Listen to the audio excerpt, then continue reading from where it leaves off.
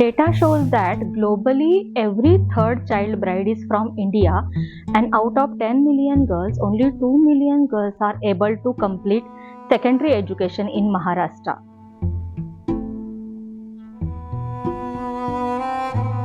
आमची शाळा घरापासून 4 किलोमीटर लांब आहे. एवढे आम्हाला चालत जावं लागत होतं. बसची सुविधा नसल्यामुळे मुलींना शिक्षण घेता येत नाही. मासिक पाळी ज्यावेळेस मुलीला येते त्यावेळेस शाळांमध्ये टॉयलेट बाथरूम स्वच्छ नसतात, परत पाणी नसतं, हँडवॉश नसतात, मुलींसाठी जे पॅड लागतं ते नसतं, त्यामुळे मुली शाळेत येण्यासाठी टाळाटाळ करतात. अशा याने शाळा गर्दीचं प्रमाण वाढतं. मी एका आदिवासी समाजातली मुलगी आहे, जिथे मुलींना शिक्षण घेऊ देत नाही. त्यांना असं वाटतं की मुलीने शिक्षण घेतलं तर ती काय करणार आहे, पुढे जाऊन तिला घरच सांभाळायचे, लग्नच करायचे. Deprived community girls are victimized twice due to gender discrimination and caste system, and they are denied education. We formed Work for Equality in 2010 to support, to empower millions of girls, because we strongly believe girls are powerful.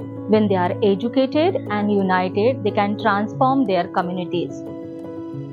संस्थेच्या मार्फत आम्ही एक girls group स्थापन केला आणि girls group स्थापन केल्यावर आम्ही एसटीचा मुद्दा हातात घेतला. तर तेथे गेल्यावर आम्हाला त्यांनी पहिल्यांदा तरी काही रिस्पॉन्स नाही दिला. आम्हाला आमचं म्हणणं टाळूनच दिलं. तर तिसऱ्यांदा गेल्यावर त्यांनी मग फक्त सकाळची बस चालू केली. तो पण तिकडनं येण्याची बस चालू अजून झालेली नाही आहे. तर आम्ही सगळ्या मुली प्रयत्न करतोय की ही दुसरी बस पण चालू झालीच पाहिजे. मला मोठं होऊन पुढे शिक्षण घ्यायचं होतं. त्यामुळे मी वर्क फॉर इक्वॅलिटी या संस्थेत गेले आणि तिथे जाऊन त्यांनी मला शिक्षणासाठी प्रोत्साहन केलं. तिथे मी ITI करून ड्राफ्ट्समन मेकॅनिकल हा ट्रेड पूर्ण केला आणि आता मी मोठ्या कंपनीत काम करते. आपल्या समाजामध्ये वडीलधाऱ्या लोकांना मुलींनी प्रश्न विचारलेले आवडत नाही. जेणेकरून जसे मुले प्रश्न विचारतात तसे मुलींनी प्रश्न विचारलेले त्यांना आवडत नाही. एवढे चॅलेंजेस असूनही आम्ही काम करतो, कारण आम्हाला कुठंतरी अपेक्षा आहे की आमच्या या सर्व प्रयत्नातून आपला जो प्रकल्पाचा उद्देश आहे तो कुठंतरी साध्य झाला पाहिजे. आणि पालकांनी जर मुलींना पाठिंबा दिला तर आपल्या सर्व मुली ह्या यशस्वी होतील आणि स्वतःच्या पायावरती उभ्या राहतील.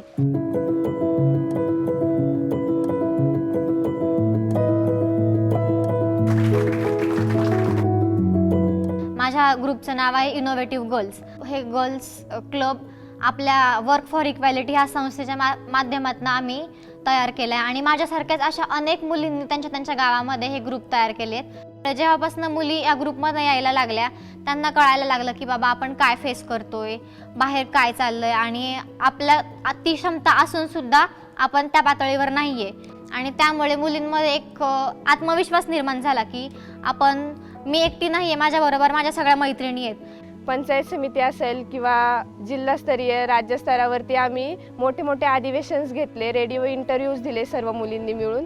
आणि ग्रामपंचायतमध्ये गावागावात मुलींना ज्या समस्या आहेत त्याच्यासाठी सारखे लेटर देत होतो, आम्ही सारखा फॉलोअप घेत होतो. शाळांमध्ये आता सध्या हळूहळू सुविधा उपलब्ध होत आहेत आणि आम्ही सर्व मुली मिळून असंख्य माझ्यासारख्या मुली तयार करतोय. मी शिकलेले पाहून लोकांना पण वाटतं की आपली मुलींनी पण शिकलं पाहिजे. त्याच्यामुळे जे पालक पाठवत नव्हते शिक्षणासाठी ते आता मुलींना शिक्षणाला पाठवतात. ते खरं पाहिलं तर वर्क फॉर इक्वॅलिटी आमच्यासाठी एक वरदानच म्हणावं लागेल, कारण की त्यांच्यामुळे एक नवीन उमेद किंवा आशा आमच्या मनामध्ये प्राप्त झालेली आहे. सगळ्या मुलींनी एकत्र आलं पाहिजे आणि ज्या माझ्या समस्या आहेत, ज्या इतरांच्या समस्या आहेत त्या एकमेकांना कळून त्या एकमेकांशी संवाद साधूनच त्या पुढे जातील. तरच आपण ह्या समस्यांना आपण मार्ग काढू शकतो. आता माझ्या मुलींनी तर असं केलं की ग्रामपंचायतमध्ये देखील ते गेल्या आमच्या की मग तुमचा जो 13 वित्त आयोग 14 वित्त आयोग जो ग्रामपंचायतमध्ये असतो त्याचा निधी शिक्षणावरती शाळेवरती तुम्ही किती खर्च करता याची देखील विचारणा आमच्या मुलींनी तिथे जाऊन केली. आणि मग त्याचा परिणाम असा झाला की तिथले सरपंच असतील, सदस्य असेल ते शाळेमध्ये आले. मग समजा तिथली टॉयलेटची व्यवस्था असेल किंवा इतर काही मुलींच्या नैसर्गिक ज्या हे असतात त्याची जर व्यवस्था असेल, अशा प्रकारच्या वेगवेगळ्या समस्या त्या मांडू लागल्या स्वतः. त्याच्यामुळं आम्हाला खूप आनंद होते. पण या संस्थेच्या माध्यमातून आम्हाला असं कळालं की मुली बी काहीतरी करू शकतात. मुलांना असं वाटतं की हा फक्त मुलींचंच काम आहे, मुलींचंच काम असल्यामुळे मुलं जास्त करून या गटामध्ये येत नाही किंवा खूप कमी येतात. पण आता आम्ही मुलांना खेळाच्या माध्यमाद्वारे किंवा वेगवेगळ्या उपक्रमांद्वारे मुलांना जोडून घेण्याचा प्रयत्न करत आहोत. In the last 13 years, we empower more than 45,000 girls because we strongly believe this is sustainable model to create gender equitable world. मी लहान असताना जे आम्ही सोचलं, आम्हाला काही सुविधा नव्हत्या. माझे 2 भाऊ होते, त्यांना शाळेत पुढे पाठवायचे, आम्हाला घरी काम करण्यासाठी ठेवायचे, शेतात लावायचे. पण आता आम्ही असं ठरवले की आमच्या मुलींनी शेतात न राबता त्यांनी असं म्हणजे बाहेर जाऊन पुढचं म्हणजे हे केलं पाहिजे त्यांनी. I met Prabha for the very first time in 2019 through our work Gender Equity Initiative with Rise Up. She really stood out for her unwavering commitment for her communities, supporting the vulnerable and especially girls and women. Prabha actually focused a whole lot on nurturing girl leaders who are actually a true source of inspiration, and they are a force of nature.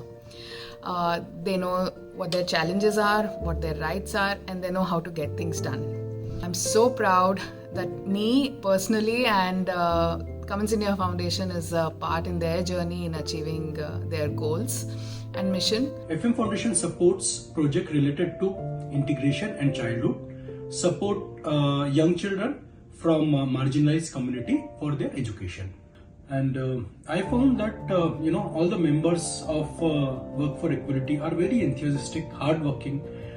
There is a personal touch with all the students.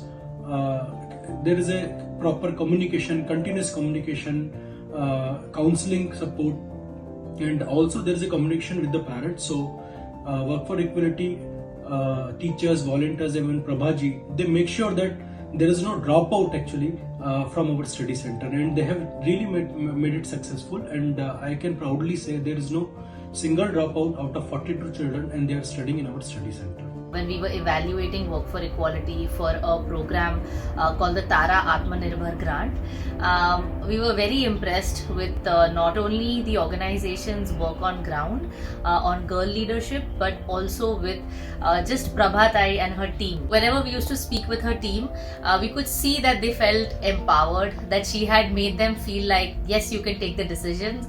And many times they knew so many things about the organization, which typically we don't see in teams and second lines in NGOs. Prabha was in CYDA. She was very committed and has been leading the causes of women's rights within the organization CYDA. And later, she has done wonderful work, reaching out to more than thousands of girls in terms of building leadership and taking them to a new heights. The organization is doing a very commendable work. मी शक्ती समतेसाठी एक पाऊल पुढे. मी शक्ती समतेसाठी एक पाऊल पुढे. मी शक्ती समतेसाठी एक पाऊल पुढे. मी शक्ती समतेसाठी एक पाऊल पुढे. We wish to support millions of girls, and we need your support to help us create a scalable and sustainable impact.